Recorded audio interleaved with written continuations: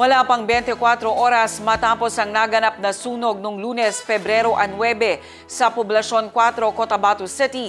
Agad na nagpaabot ng tulong ang Rapid Reaction Team ng Project Tabang upang tugunan ang pangangailangan ng mga apektadong pamilya. Ang Partners in Peace and Progress Story sa report. Noong February 10, isinagawa ang agarang humanitarian response ng Project Tabang sa mga nasunugan sa Poblasyon 4, Cotabato City.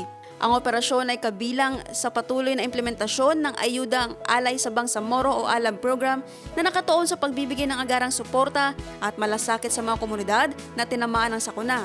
Naisakatuparan ng aktibidad sa mahigpit na koordinasyon sa Barangay Local Government Unit ng Poblasyon 4 at sa pamahalang panlungsod ng Cotabato.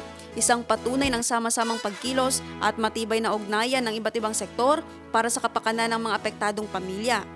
Ayon sa Project Tabang, mananatili ang kanilang kahandaan upang tumugon sa anumang sakuna. Kasabay ng layuning tiyakin na ang tulong ng pamahalaan ay mabilis, maayos at ramdam ng bawat bangsamoro. Naphtali Velarde, iMinds, Philippines.